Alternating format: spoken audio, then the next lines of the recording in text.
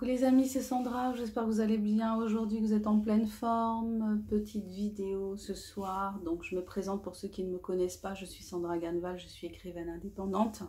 Sur cette chaîne, je partage avec vous des réflexions sur la lecture, sur l'écriture, sur l'auto-édition, et puis je parle souvent de sujets de société, sujets qui me tiennent à cœur. Donc depuis quelques temps, je parle pas mal du Covid, parce que ça fait partie de notre quotidien. Ça fait partie de notre quotidien, c'est très envahissant.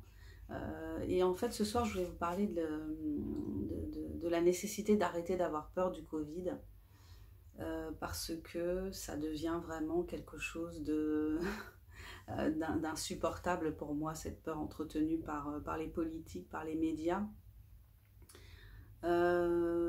Pourquoi arrêter d'avoir peur ? Parce que je crois que, donc ce que je dis n'engage que moi, mais je pense que mon avis est partagé par pas mal de personnes.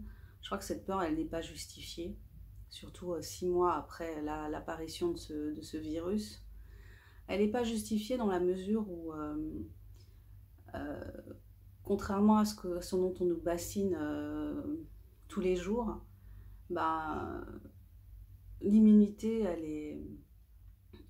elle s'est faite, elle continue à se faire, et heureusement, parce qu'il y a plusieurs professeurs qui ont expliqué qu'en fait, j'ai entendu le professeur Toubiana et puis un autre médecin, je vous mettrai les liens en dessous de la vidéo, qui expliquait justement la nécessité qu'on s'immunise et que en priorité, ce soit les personnes les moins fragiles, les personnes jeunes par conséquent, et puis les personnes en bonne santé qui s'immunisent contre ce virus, et que du fait même que les personnes les plus fortes, les plus résistantes, qui ont un système immunitaire, les personnes qui ont le système immunitaire le plus fort s'immunisent, et ben ça diminue la virulence du virus, et de ce fait, les plus forts vont protéger les plus faibles en rendant le virus moins puissant en fait, moins agressif. Donc c'est important qu'on fasse cette immunité tous, et je pense qu'on est nombreux à l'avoir faite, puisque on est beaucoup à ne pas savoir si on a eu oui ou non le Covid. Les fameux tests, il y a toute une ambiguïté qui règne autour de ces tests dont on entend énormément parler. Donc on nous dit que finalement ces tests ne seraient pas fiables parce qu'il y aurait une façon de les faire passer, une façon de quantifier la quantité de virus, enfin de quantifier le virus à l'intérieur des individus, d'évaluer en fait comment c'était avec les tests PCR. En fait, il y a des cycles, et si on dépasse un certain nombre de cycles, on va forcément trouver toute trace de virus chez les gens, que ce virus soit vivant ou que ce soit des restes des restes de contamination. Donc ça veut dire que le virus ne nous affecte plus, mais que notre corps en a conservé les traces. Donc le test ne peut même pas dire si... peut difficilement dire si à l'heure actuelle, même si on est considéré comme étant porteur, mais on ne sait pas trop de quoi, on est effectivement contagieux. Bon. C'est un peu... On nage dans le flou en fait. On nage dans le flou, donc moi j'essaye de m'accrocher aux personnes qui m'inspirent confiance. Moi, les personnes qui m'inspirent confiance, c'est tout bêtement les personnes qui n'ont pas de conflit d'intérêt. Voilà, on peut aller chercher sur les réseaux qui a des conflits d'intérêt, qui n'en a pas. Donc je pense que quand on s'interroge sur la validité de ce que quelqu'un dit à la télé, il suffit d'aller regarder s'il a ou non des conflits d'intérêt.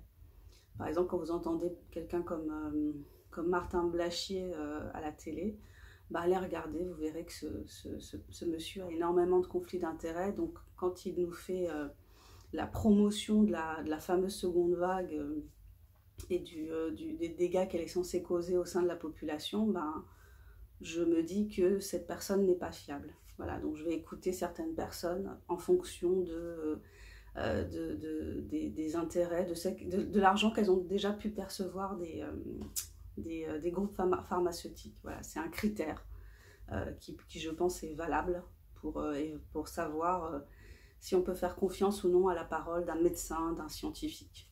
C'est mon avis. Pour en revenir à la peur et à la façon dont elle nous est constamment distillée, c'est pas facile de faire face à la peur en fait, parce que cette histoire de Covid, ça s'adresse à notre peur intime de mourir. On a tous peur de la mort, enfin en général, en tout cas en Occident, on est effrayé par la mort. Et jouer sur cette corde-là, faire de nous surtout des meurtriers en puissance en fait, hein. C'est ça qui est assez terrible dans la façon dont cette maladie est gérée. C'est que nous, en tant qu'individus, on devient des meurtriers potentiels, des personnes fragiles, des personnes plus âgées. Les enfants, pareil. Enfin voilà, je pense que vous avez dû voir cette publicité atroce d'anniversaire d'une grand-mère, et puis quelques jours après, elle se retrouve à l'hôpital parce qu'elle a fêté avec toute sa famille, et que ses enfants étaient autour d'elle et lui ont fait des câlins. Donc c'est vraiment abominable en fait la façon dont on nous présente le Covid, dont on en arrive à nous diaboliser les uns les autres en fait, à avoir peur les uns des autres, à en arriver parfois même à s'écarter les uns des autres. C'est compliqué de gérer ça au quotidien, cette peur. C'est compliqué de se distancier de cette peur. Moi, j'essaie de m'en distancier, de rassurer mes enfants enfin, quand ils me posent des questions là-dessus, je m'efforce au maximum de les rassurer. Je ne veux pas qu'ils soient traumatisés par ce qui se passe actuellement, parce que je pense qu'on est en train de traumatiser une génération d'enfants aujourd'hui, une génération d'adolescents, de les faire se sentir meurtriers, monstrueux. Alors que on sait qu'en période de grippe, c'est aussi ce sont les jeunes, pour le coup là c'est vrai, ce sont les jeunes qui transmettent, et on n'a jamais fait un cinéma pareil pour empêcher les enfants d'embrasser leurs grands-parents en période de grippe. Enfin, c'est complètement ce qu'on vit là autour de la peur, c'est quelque chose de totalement délirant et de très inquiétant, très effrayant. Donc comme je vous l'ai déjà dit dans d'autres vidéos, je mets un point d'honneur à être dans la rue non masquée, parce que je me suis informée, j'ai écouté les pour, les contre, en fonction des conflits d'intérêts, en fonction de la confiance que j'ai pu mettre dans ces personnes-là au fil du déroulé de cette crise. Et le masque à l'extérieur, il y a quand même une majorité de médecins, même ceux qui ont des conflits d'intérêts, qui disent que ça ne sert à rien. Donc je refuse de porter un masque à l'extérieur. Et c'est pas évident à vivre, hein, c'est pas évident à vivre quand on est dans une réalité où les gens ne font pas la même chose que nous. Donc il y a des moments où je suis perturbée, je suis mal à l'aise, comment dire, je m'en veux des fois un petit peu en me disant ah mais tu devrais suivre, si tout le monde le fait, tu devrais le faire aussi. Voilà, donc j'ai ces petits moments-là d'envie de suivre, ce que suivent tout le monde, hein, parce que c'est la loi, voilà, donc la loi nous oblige, enfin la loi, après ça se discute.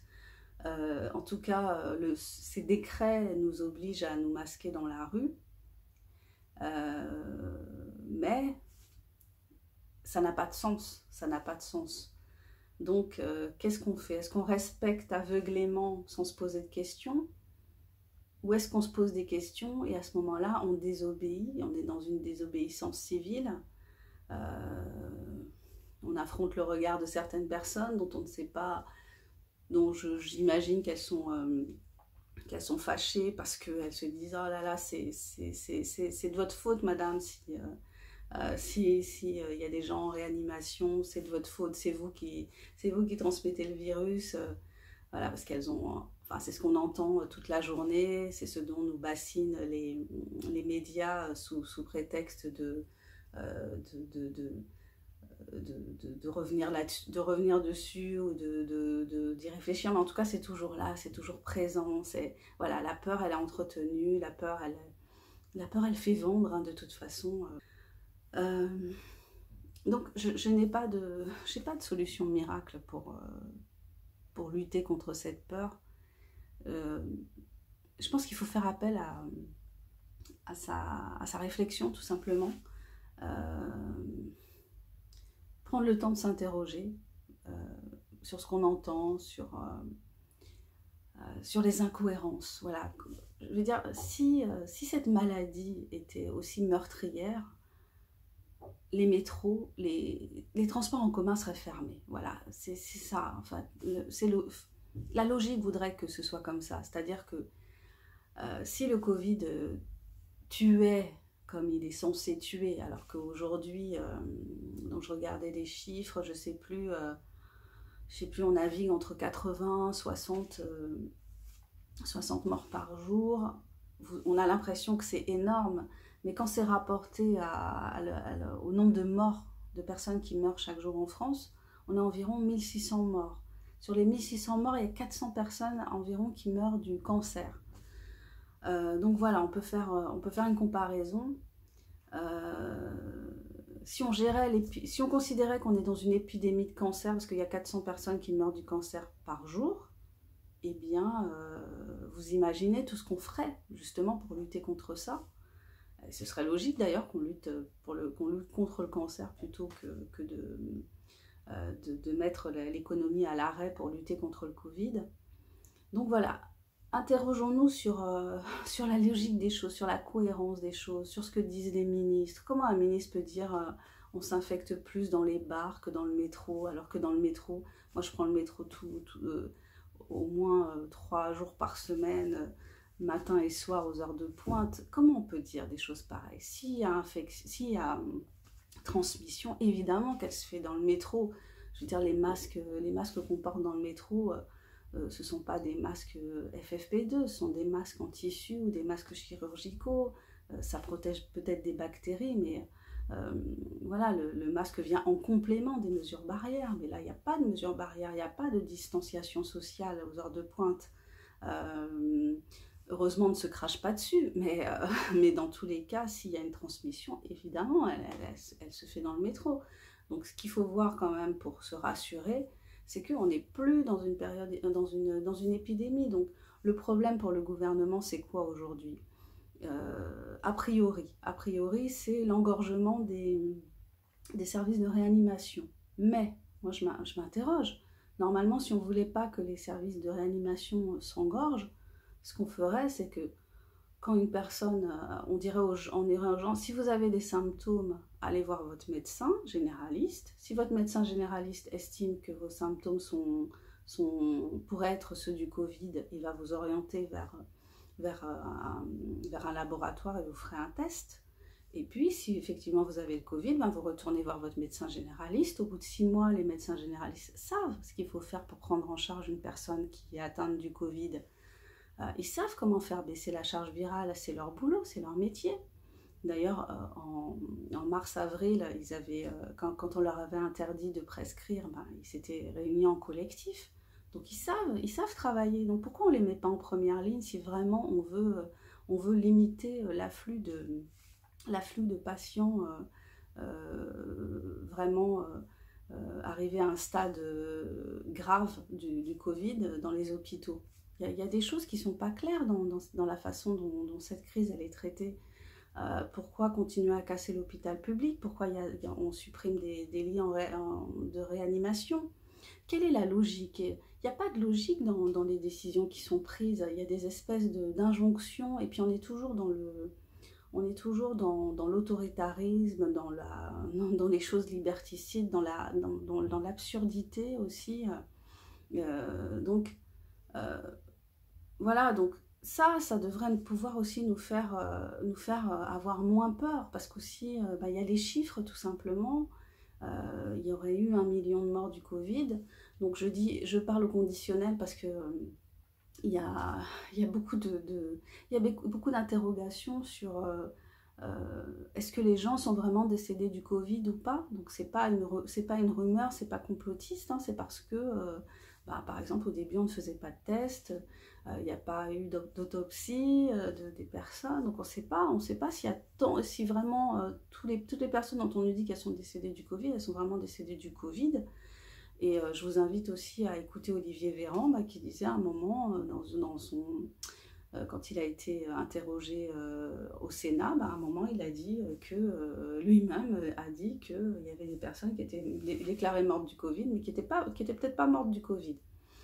Voilà, donc, et puis les chiffres, hein, les résultats, ce qu'on dit des chiffres, bah, c'est que finalement, c'est équivalent à des chiffres d'une grosse grippe, voilà, une grippe qui aurait été particulièrement meurtrière. Ben voilà, les chiffres qu'on a, ils équivaudraient plutôt à ça. Tout ça pour vous dire quoi? On n'a pas à vivre dans la peur. On n'a pas à vivre dans la peur. On devrait pouvoir passer à autre chose. On aurait dû passer à autre chose depuis un petit moment déjà. L'idée qu'on puisse être confiné, moi, ça me désole, quoi, que cette menace puisse être brandie comme ça, au risque de détruire, en fait. On détruit. J'ai l'impression que l'un des leitmotifs, c'est de détruire. Donc détruire l'économie, mais détruire une partie de l'économie. Donc on est en train de détruire tout ce qui est événementiel, on détruit tout ce qui est restauration. Voilà, les restaurateurs, l'événementiel principalement, et puis plein de petites entreprises là qui se sont cassées la gueule et qui continuent à se casser la gueule, le tourisme aussi. Voilà, donc quel est le sens de continuer dans cette direction-là? Parce que on peut faire autrement, on n'est pas obligé de détruire, on n'est pas obligé d'envisager de confiner. C'est quoi ce délire? Quel est l'objectif en fait? Moi, je m'interroge sur l'objectif final de tout ça. Parce que c'est pas logique. Quand vous regardez bien les choses, c'est pas logique. On peut pas nous dire d'un côté, si vous respectez, il faut respecter ceci, il faut respecter cela. Et même si on respecte ceci et cela, non, on va quand même aller vers un extrême, vers un reconfinement. À quoi ça sert alors qu'on respecte tout ça? Ça sert à rien.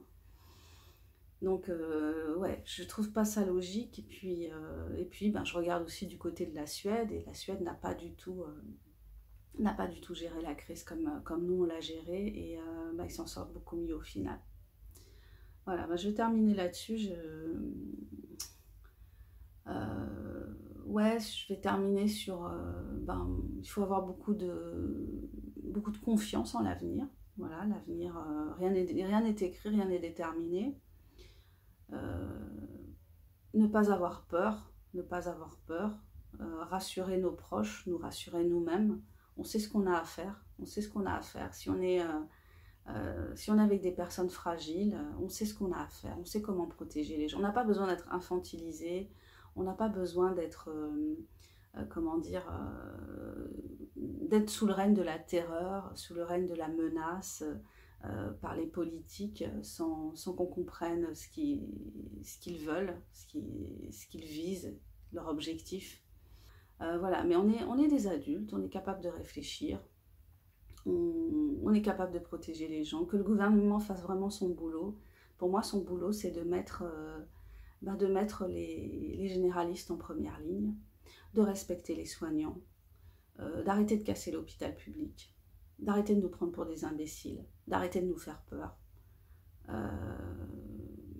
Voilà, moi je crois que c'est son rôle principal, et que une fois qu'il fera ça, voilà, on pourra reprendre une vie normale, et on pourra arrêter le délire, arrêter d'être plongé dans ce délire sécuritaire, ce délire de la peur, et puis passer à autre chose.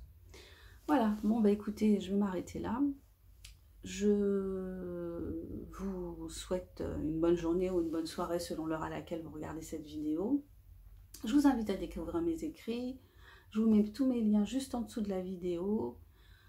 Je vous dis à bientôt pour la prochaine. Prenez soin de vous, prenez soin de vos proches et puis essayons de vivre, enfin de retrouver une certaine sérénité, un certain bonheur de vivre, d'être ensemble, de partage et puis d'amour, parce que l'amour, ben, voilà, il n'y a rien de plus important, je pense. Bisous, ciao, ciao.